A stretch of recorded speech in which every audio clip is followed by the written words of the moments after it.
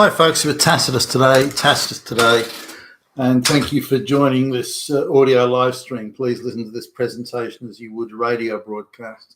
In this essay, I'd like to talk about sort of NGOs. Now, the NGOs sort of existed really within the charity sector. Certainly, when I was, in the pre sort of globalist age, or the pre-overt globalist age. So, say going before early 1990s, maybe going around that time. I always saw charities, and big name charities like I don't know, the Salvation Army, those sorts of guys. I always thought they did good work and they helped needy people and helping the poor and the dispossessed and so on. And I thought they did. And I used to donate to them. I would donate money to them. And again, thought they did, from what I could see at least, very good work. There was an NGO, again, about 30 plus years ago, I suppose, around 1994, 5, something like that. And I knew a guy who was a researcher in this particular NGO, and which I had sort of perceived as a charity, but maybe not. They had some sort of political activism, but it was to do with what they perceived as a creeping corruption in the legal system by appointing activist judges. And this guy was doing the research, and I knew him not well, but he mentioned he was doing the research, and he told me he was struggling over a certain sort of joining the dots on a couple of things. And so I actually had some information on that and could point him in the right direction. So I helped him out sort of with getting his research work done. And then some days later, whatever it was, I got a call saying, hey, our CEO, this is the CEO of this NGO charity thing, would like to meet you. And it was an American lady, and quite hot looking actually, an American lady. And she, I thought, being a charity, my recollection of charities, or the little I had to do with them, was they paid the minimum of minimum wages, and it was pretty much it was almost a public service, an honorarium that you were helping the needy, and that the idea that you would be financially rewarded for it on anything above the minimum was considered unseemly, if not a little vulgar. So that's how I'd sort of seen the charity sector. Some years before, I'd helped out just briefly again for a friend on. Like they were counselling drug addicts and things like that, and giving them food. So I sort of helped out in the kitchen just for a few hours. But anyway, so that was so I came along to this lunch, and I thought, because they're again a cash-strapped sort of charity relying on donations from the public and this sort of thing, that at very best this lunch was going to involve sort of some home-cut sandwiches or something.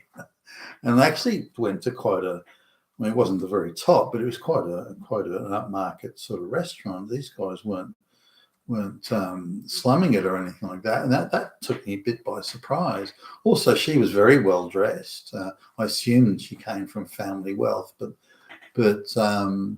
she'd obviously been to Ivy League type schools, But she's the CEO of this charity, which is somewhat politically active. And again, they're exposing, or at the time, they wanting to expose corruption in, again, the legal system as they saw it by activist judges.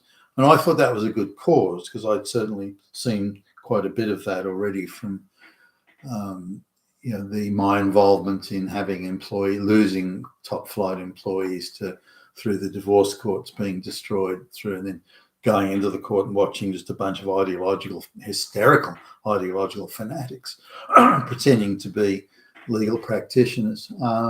So it was a concern of mine anyway. So what struck me, though, as I remember this, was the CEO seemed to have, she was one of these placed people where the folks behind the curtain who are really making decisions are placing their stooges and flunkies in strategic locations to be later used, like sleepers or that sort of thing, to be later used as required. And she seemed to have no knowledge of anything really. Seemed rather quite an airhead. Again, well presented and brown, designer label clothes and this sort of thing. And so when just in the middle of lunch, she offers me a job and says, "Hey, Billy Bob, come and work for us here." And this took me completely by surprise. I could tell from the look on this guy and the look on his face that the whole thing was a prearranged. And I was a little irritated. They'd invited me along without actually telling me what it was all about and this sort of thing. But anyway, so she's very vague about what's the job. I sort of take the view that if you get tapped on the shoulder, which is always nice and it's flattering in its way, and I never would have dreamed of working for a charity at the time, and I was the jet-setting exec on big bucks, so the idea of working for charity was laughable on the face of it. But I always take the view that all right, then you've tapped me on the shoulder. What is the job and what does it pay? Thinking, okay, and also to show some sort of, at least I'm taking their approach seriously rather than being dismissive or scoffing at them or something like that. So she was vague about the money and did say, well, I doubt we could match your current salary given the sort of job that you're doing, but you'd have a lot less stress. You'd have much fewer hours. You could better location. We've got other benefits like you can get nice lunches for free through some sort of expense account. There were things that were there and spend more time with the family and so on and so forth. So, but she's very vague about the money and vague about the job. What do you want me to do? You're offering me a job. You can't tell me what the job is or what it pays. I mean, how can we really go forward with the conversation here? Now, she said, well, I drive a really nice car and the charity pays for it. I said, what?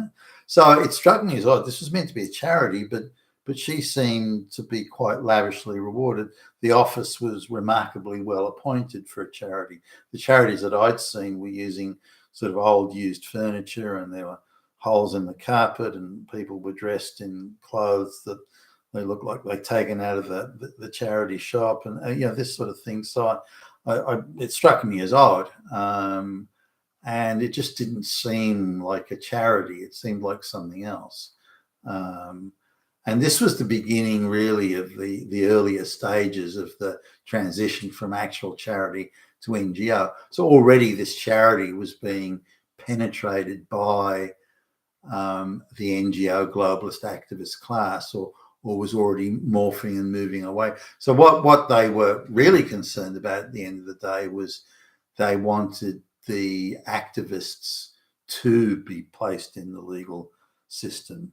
That they pretended to be arguing that, hey, we don't want these activists, but really they were trying to ferret out the folks who'd realised or had understood how activists were being installed, so their narrative could be countered.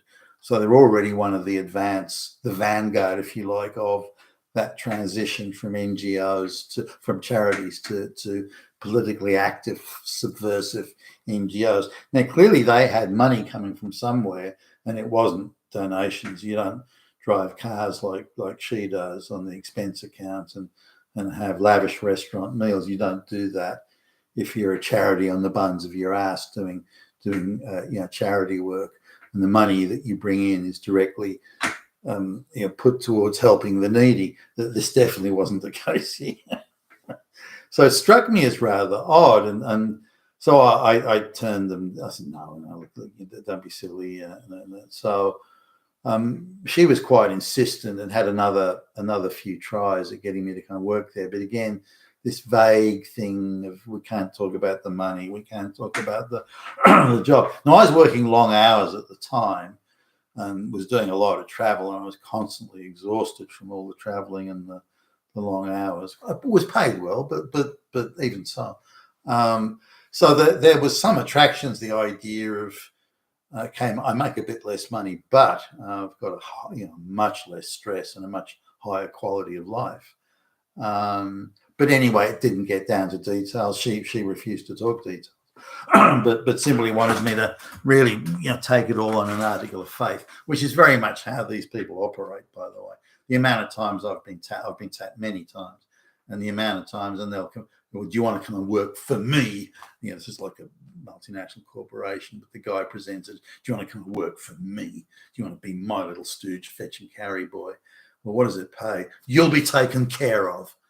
I've got mortgages and car payments and school fees. I need to know. You'll be taken care of. I've already told you. Well, what's the job? We'll discuss it. Well, what do you want me to do? We'll let you know after you start. Now, that was never good enough for me. And so this NGO woman was going down the same path. The reason I mention this now was, and going back in time, because I'd almost forgotten about it, was I was looking through some news releases, and then I thought, I remember that name. There's somebody about an NGO, CEO of an NGO. She's apparently paid over $1 million a year, plus all sorts of benefits, and her husband also is paid over $1 million a year, and it's her. So it's her I remembered from those years ago. She's now a woman, sort of, in her mid 60s, I suppose now, but she's making. Her household income is over $2 million a year plus benefits, and she's a big player now in the NGO network. And whereas I was not poo-pooing it, but was treating, hey, this is a charity. You guys have got no money. What's going on here? You should have no. You're collecting donations and helping the needy. What is this? When in reality, I think back now, if I'd accepted the gig there, whatever it was, I still don't know. But if I'd accepted a gig there, I could have got in the early days of what was a booming industry of fraud, corruption, subversion, political intrigue, and just pushing the globalist agenda and the globalist narrative generally all over the world. Could now be sitting on top of an NGO getting paid millions of dollars a year. So maybe I missed my big opportunity. This was my big opportunity for everlasting immortality and greatness, and I fucking missed it. I mean, gee whiz. You've been with Tacitus today, your Pushback Challenge. Thank you for listening.